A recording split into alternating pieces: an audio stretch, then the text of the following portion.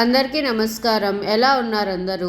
ఈరోజు మనం శ్రీముఖలింగేశ్వర స్వామి ఆలయం ఆంధ్రప్రదేశ్ రాష్ట్రం శ్రీకాకుళం జిల్లా జల్మలూరు మండలంలో ఉన్న ఈ ఆలయం క్రీస్తు శకం 8వ శతాబ్దంలో కట్టారు. తూర్పుగంగ వంశరాజులు ఈ ఆలయాన్ని ఎంతో భక్తితో శివలింగాన్ని పూజిస్తారు. ఇది ముఖలింగంగా ప్రసిద్ధి చెందింది. శివలింగంపై ముఖ స్పష్టంగా కనిపిస్తుంది. ఈ లింగాన్ని దర్శిస్తే మన కోరికలు నెరవేరుతాయని భక్తులు నమ్మకం. ఆలయంలో రాతి స్తంభాలు, శిల్పాలు, దేవతల విగ్రహాలు చూస్తూ మనం ఆశ్చర్యపోవాల్సిందే. అనంతరం ముఖలింగం కోవిల అర్చకుడు. ఇక్కడ శ్రీ ముఖలింగేశ్వర స్వామి వారు స్వయంభు అంటే తనంతలో తాను పుట్టాడు, కానీ ఎవరు ప్రతిష్ఠించవలసిన దేవాలయం కాదు. అయితే ఇక్కడ పుట్టడానికి కారణం ఏమిటి? ద్వాపరయుగంలో ఇదంతా అరణ్యం. అంటే విప్ప పూలిస్తే కదా భద్రాచలం వెళ్ళేటప్పుడు ఈ తాలూకా అరణ్యం. ఈ అరణ్యంలో వామదేవ మహర్షి వారు యజ్ఞం చేశారు.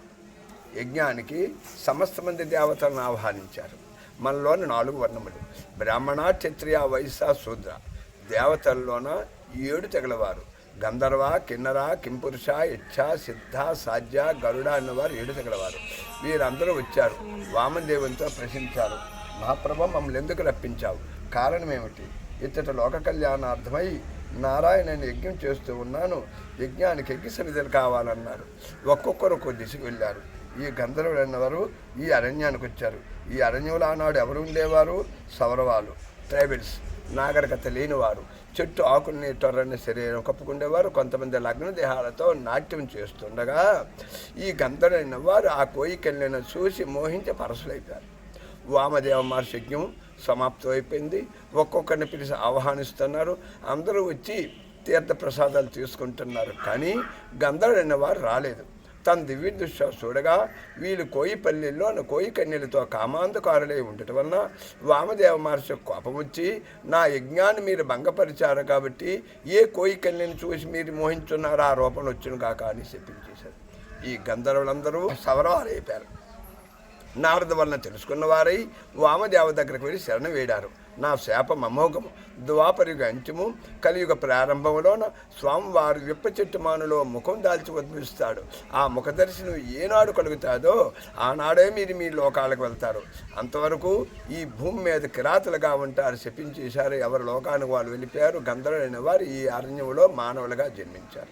ముఖము ఉండడి చేత ముఖలింగేశ్వరుడు, మధువనంలో పుట్టిన చేత మధుకేశ్వరుడు, జయంతి నగరం ఒకటి జయంతీశ్వరుడు, కలియుగములో ముఖలింగేశ్వరుడు నామకరణంగా వెలుస్తున్నాడు. ఈ దేవాలయము నిర్మాణము చోళుల టైంలో నిర్మించబడ్డది. చోళ, గంగ, అనంతవర్మ, వజస్తుడు, కామానుడు అంటే ఇది 1వ శతాబ్దం ముందు శాసనాలు రాయబడి ఉంది. పుట్టినట్టుగా శాసనాలు రాయబడి ఉంది. ఇక్కడ బావిలాగా ఉంది. ఇది కోరికలు నెరవేరేది. దేశాల నుంచి వస్తున్నారు. సంతానం లేనివారు, కళ్యాణం లేనివారు, ఉద్యోగం లేనివారు, వ్యాపారంలో నష్టం ఇచ్చిన వారు ఎవరైనా మనస్ఫూర్తిగా నమస్కారం చేస్తే సంవత్సరంలో పెంచాయి. ఈవేళ వచ్చి రేపు వచ్చి 10 రోజులు నడవచ్చు, ఖచ్చితంగా చేయమవుతుంది. కారణంగా ఈ గ్రామంలో కుమ్మరివాడు అనేవాడు ఉంటాడు. కుమ్మరివాడు అంటే మట్టి ప్రముదుడు, మట్టుకుంటాడు. అతను మహాశివభక్తుడు. ప్రతి నిత్యము స్వామివారికి మట్టి ప్రముదులు, మట్టి కొండలు ఉచితంగా ఇచ్చేవాడు. ఒకరోజు స్వామివారి దగ్గర ప్రార్థించాడు, ఓ మహాప్రభు, ధన ధాన్యాలు అష్టైశ్వర్యాలు అన్నీ ఇచ్చావు, ఎందుకయ్యా నాకు ఈ డబ్బు ధనం? నా వంశం నిర్వంశం అయిపోవాలా? నాకు సంతానం కలిగితే 2 మట్టి తొట్టెలు ఇస్తానని స్వామివారు ప్రార్థించాడు. స్వామివారి కరుణాక సంవత్సరాల ప్రాయంలో ఆ భార్య గర్భవతి. ఎప్పుడు గర్భవతి అయిందో సంతోషం చేతను నదునికి వెళ్ళారు. భార్యాభర్తలు మన్నుని తెచ్చి పంచామృతం వేసి కాడుతో మర్దం చేయకుండా చేయిలతో మర్దం చేసి మొదటి ద్వారం తాలూకా కుల ప్రమాణం తీసుకొని 2 తొట్టెలు తయారు చేశాడు. ఈ ద్వారంలో దాటిపోయేది, కానీ గర్భగుడి దగ్గరికి వచ్చేది ద్వారం చిన్నది, తొట్టి పెద్దది. బలత్కారం చేయగానే మన్ను కాబట్టి ఒకటి ఇరిగిపోయి, ఎప్పుడు విరిగిపోయిందో స్వామి మీద కోపం చేతను, ఓ మహాప్రభు, 60 సంవత్సరాల ప్రాయంలో ఈ విధంగా నువ్వు సంతానం ఇచ్చావా? సంతోషం చేత నేను ద్వారం తాలూకుల ప్రమాదం తీసుకురాదు. 2 సరిసమానంగా తయారు చేశాను. ఒకటి భిన్నమైపోయింది, 2వది విరిగిపోవచ్చు. నేను ఇచ్చే వస్తువు నువ్వు తీసుకునేటప్పుడు నువ్వు ఇచ్చే పిల్లని నాకెందుకు అయ్యా అని అన్నాడు. ఆ తొట్టిలో పిల్లని విడిచిపెట్టి మనం వచ్చాము గంటల దగ్గర ఆ తొట్టి ఉంచి స్వామి మీద అలిగి ఇంటికి వెళ్ళిపోయారు భార్యాభర్తలు. అది ఇప్పటికీ 500 సంవత్సరాల క్రితం. ఆనాటి అర్చకుడు రాత్రి 8 అయింది, తలుపు తాళాలు వేసుకుని ఇంటికి వెళ్ళిపోయారు. మంచి 12 గంటలప్పుడు అతనికి భక్తి మెచ్చి ఇక్కడ వలసిన తొట్టే స్వామివారికి బాగా చేర్చుకున్నాడు. పిల్లడు హాయిగా నిద్రపోతాడు. అంటే మొకలింగేశ్వర జన్మించేటప్పుడు 1 కోటి మంది దేవతలు వచ్చి ఒక్కొక్కరు ఒకరు ప్రత్యక్షించారు. ఇది సూర్యనారాయణమూర్తి, ఇది దేవేంద్రుడు, ఇది అష్టగణపతుల్లోనే శక్తి గణపతి, చింతామణి గణపతి. అంటే చింతామణి అంటే అష్టగణపతులు ఉండవలసిన దేవాలయం ఇక్కడ. అంటే ఒక్కొక్క పేరు, అది శక్తి గణపతి, అవును, ఇది చింతామణి గణపతి. అంటే దీనికి మొహం అంటే అప్పుడు మహమ్మడైన్స్ టైంలో ఇదంతా ఛేదించేశారు కదా, అందువల్ల లేదు, లేకపోతే ఉండేది. 1972లో ఆర్కిలవర్ తీసుకున్న తర్వాత ఈ చిత్రాలు బయలుదేరారు. అప్పటి వరకు మాకు తెలియదు ఆ విధంగా ఉండేది. అలా ఉండేది.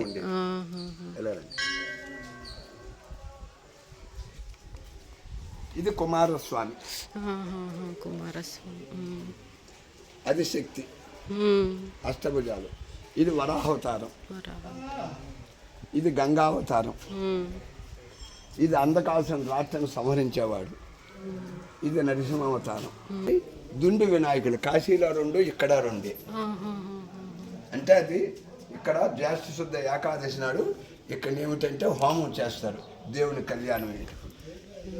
ఇది చూడండి, ఇది ప్రదోష కాలం, సాయంత్రం టైంలో పార్వతీదేవి నాట్యం చేస్తుంటారు. ఇది దత్తయజ్ఞం, వీరభద్రావతారం. అంటే పార్వతీదేవి సత్యజానం అయినప్పుడు వీరభద్రుడు వచ్చి దాన్ని ధ్వంసం చేస్తాడు. ఈ 3వ పలకం అన్నది చూడండి, ఇటు పార్వతి, ఇటు పార్వతి, ఇటు ఈశ్వరుడు. మనం గౌరీ పౌర్ణమి నాడు పేకాట ఆడుతుంటాం. అలాగనే ఈశ్వరుడు ఒక పక్క, పార్వతి ఒక పక్క. ఈశ్వరుడు సర్వం కోల్పోతాడు. ఆఖరికి అతని దగ్గర ఉండిపోవలసింది అయితే నందివాహనం. ఆ నందివాహనం పనముల పెట్టగా పార్వతీదేవి గెలుచుకొని తన చెలికత్తెలతో తీసుకుని పోతుండగా అంటే నంది ఈశ్వరుడికి చూసి వెంకి వేస్తాడు. అప్పుడు పార్వతీదేవి మెప్పించడానికి మళ్ళా నాట్యం చేస్తాడు శివయ్య. ఇది సాక్షి గణపతి. ఎక్కడైనా సరే మనకి ఎడం భాగం ఉంటుంది, కానీ ఇక్కడ కుడి భాగం ఉంది. అంటే వ్యాసుల వారు మహాభారతం రాసేటప్పుడు ఈ తొండని విరిచిపెట్టి రాశాడు 18 పురాలు. అందువల్ల దీన్ని వ్యాస గణపతి అంటారు. ఇది అర్ధనారీశ్వర, సగభాగం స్త్రీ రూపము, సగభాగం పురుష రూపం. మోక్ష గణపతి. గణపయ్యలు ఉన్నాయి. అగ్నిదేవుడు వచ్చి దీన్ని ప్రతిష్ఠించాడు, ఆగ్నేయమూర్తి. ఇది 8 గ్రహాలు. ఎక్కడైనా 9 గ్రహాలు ఉంటాయి, కానీ ఇక్కడ 8 గ్రహాలు ఉన్నాయి. అంటే దేవతలు రాక్షసుల కవము తరిచేటప్పుడు మోహిని అవతారం అయిన తర్వాత అంటే రాహు ఛేదించబడతాడు. అప్పుడు సగభాగం అర్ధరూపం ఇది. అందువల్లనే 8 గ్రహాలు. ఇక్కడ రండి, ఇక్కడ శివాయ విష్ణు, విష్ణు రూపాయ శివ. శివుడు ఉన్న దగ్గర విష్ణు ఉంటాడు, విష్ణుని దగ్గర శివుడు ఉంటాడు. నంది, జపమాల, పునీకము, చంద్రవంక, చక్రము, శంఖము, గరుత్మంతుడు. అంటే బ్రహ్మకి ఎక్కడా లేదు. నేను జ్యోతిష్యుడు కూడా. కుమారస్వామి కార్తికేయుడు, సుబ్రహ్మణ్యేశ్వర స్వామి కుమారస్వామి ఐరారోగ్యైశ్వర్యం శరీరాలు చిత్తం సుబ్రహ్మణ్యేశ్వర స్వామి. ఇది భృంగి. భృంగి అంటే 3 పాదాలు గలవాడు. నంది, చండి, భృంగి ఈశ్వరుని భక్తి అన్నమాట. త్రేతాయుగము, సత్యయుగము, ద్వాపరయుగం, కలియుగం. అంటే నాట్యంలో చాలా మేటి. తాండవ గణపతి 7వ గణపతి. ఇది కుమారస్వామి. యమధర్మరాజు వచ్చి దీన్ని ప్రతిష్ఠించాడు, యమేశ్వరుడు. యమధర్మరాజు. ఇక్కడ చిన్న కథ ఉన్నది. చిన్నవాడి మీద ప్రేమ తల్లికి, పెద్దవాడి మీద ప్రేమ తండ్రికి. వీళ్ళిద్దరూ పోట్లాడుతారు. ఈశ్వరుడు ఏం చేస్తాడు, విఘ్నేశ్వరుడికి ఇవ్వాలని ఈశ్వరుడు, కానీ పార్వతీదేవి కుమారస్వామికి పట్టాభిషేకం చేయాలంటే ఈ ఇద్దరు తగులాడేటప్పుడు మరి ఇంకేమీ మనకు అవసరం లేదు, 3 సార్లు భూప్రదర్శన చేసి ఎవరు వస్తారో వారికి పట్టాభిషేకం చేస్తూ ఉంటారు. అప్పుడు విఘ్నేశ్వరుడికి ఏమిటి, సిద్ధి బుద్ధి అనేసి 2 భార్యలు నారద వలన ప్రయత్నిస్తారు. అప్పుడు ఏం చేస్తారంటే, ఏమీ లేదయ్యా, తల్లిదండ్రులు మించిన దైవం లేదు, తల్లిదండ్రుల చుట్టూ 3 సార్లు చేసిస్తే భూప్రదర్శన అయిపోతాను. కానీ కైలాస పర్వతంలో నందివాహనారూఢై ఉండటం వల్ల విఘ్నేశ్వరుడు వెళ్ళి తల్లిదండ్రుల చుట్టూ 3 సార్లు చేసి కానీ భూప్రదర్శన అయిపోయింది. ఇక్కడికి వచ్చి శిఖర దర్శనం చేయండి. అది కారణం ఏమిటంటే కాశీ వెళ్ళారు, కాశీలో చిన్న చిన్న లింగాలు, అక్కడ గంగమహత్తే. కానీ శ్రీశైలం వెళ్ళి శిఖర దర్శనం చేయమన్నారు, అక్కడ ఎవరికి సాధ్యం కాదు. ఇక్కడ తన దర్శనం చేసిన వాడికి జన్మరాహిత్యము. పుట్టేవాడికి చావు లేదు, చచ్చేవాడికి పుట్టుక లేదు. ఈశ్వర్ తాలూకా మనం అభిషేకం చేసే గంగ అవును. కొంత భాగం పాతాళంకి వెళ్తుంది, కొంత భాగం ఇది వస్తుంది. ఇది నైరుతీశ్వరుడు వచ్చి దీన్ని ప్రతిష్ఠించాడు. అంటే ఒక్కొక్కరు వచ్చి ఒక్కొక్కరి పేరుతో ప్రతిష్ఠించారు. వరల్డ్లోన అరుణాచల్ ప్రదేశ్ ఇక్కడే తప్ప ఎక్కడ లేదు. దీన్నే కాత్యాయని అంటారు. త్యాగంటి కాత్యాయని అమ్మవారు. అంటే కారణం ఏంటంటే కళ్యాణం కాని వాళ్ళకి కానీ ఈ వ్రతం చేయమంటే శుక్రవారం. కారణం ఏమిటనగా కైలాసంలోన పార్వతీ పరమేశ్వరులు నంది వాహనారూఢి ఉన్నారు. ఇది కాత్యాయని అమ్మవారు. ఇది నేను ఎక్కడ రాయి వలసలో కూడా చూసాను, అక్కడ కూడా ఇలానే ఉంది కానీ అది వేరే రాయితో చేశారు. ఇది చూసారా 8వ అంటే అష్ట గణపతులు, అష్టదేవీలు. ఇక్కడ ఏమిటంటే బ్రాహ్మి, మహేశ్వరి, కౌమారి, వైష్ణవి, గజలక్ష్మి, వారాహి, ఇంద్రాణి, చాముండి, ఈ 7 కలిపి భిన్నత్వమే ఏకాత్మము, జయా విజయుడు. ఇది చంద్రుడు, ఇతను కర్తుమంతుడు. ఇది దేవేంద్రుడు, ఇంద్రుడు. చెప్పాను కదా ఇంతకు బియ్యం తెచ్చి అక్కడ ఉంచున్నాడు. ఇది ఒల్లి దేవసేన. ఇప్పుడు దీని నుంచి వెంటిలేషన్ అనేది వెళ్తుందా లేకపోతే? అది కాదు, అక్కడి నుంచి మన పంచాయతీ మనం చూపించాను కదా, అది శివకేశవులు. ఇదే కాలభైరుడు, అంటే కాశీలో పాదం, ఇక్కడ పాదం, ఏకపాద రుద్రుడు. అందులో ఉత్తర కాశీ, ఇది దక్షిణ కాశీ.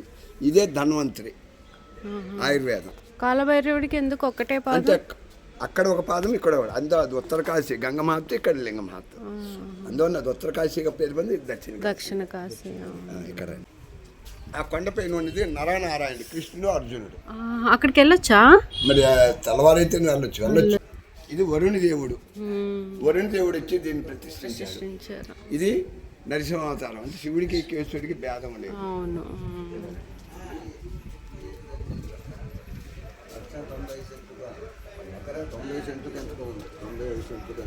ఇది వాయుదేవుడు వచ్చి దీన్ని ప్రతిష్ఠించారు. ఇది మహిషాసురమర్దిని, దత్తాత్రేయ స్వామి. ఎక్కడ ముఖం లేదు. అవును అవును, లింగానికి ఉంది. ముఖలింగేశ్వరుడు. ఇది చూసారా, ఇది గంగ, సరస్వతి. ఇది సరస్వతి. అది పక్క యమున. అంటే ఈ మధ్యలో మనం వెళ్ళేటప్పుడు పాదధూళితో వెళ్ళొచ్చు. అవును. సౌరవాలు అది కత్తితో కొట్టారు ముక్క, అదేమి రాజు, 2 భార్యలు. ఇక్కడ ఇవన్నీ చెక్కారు అంతప్పుడు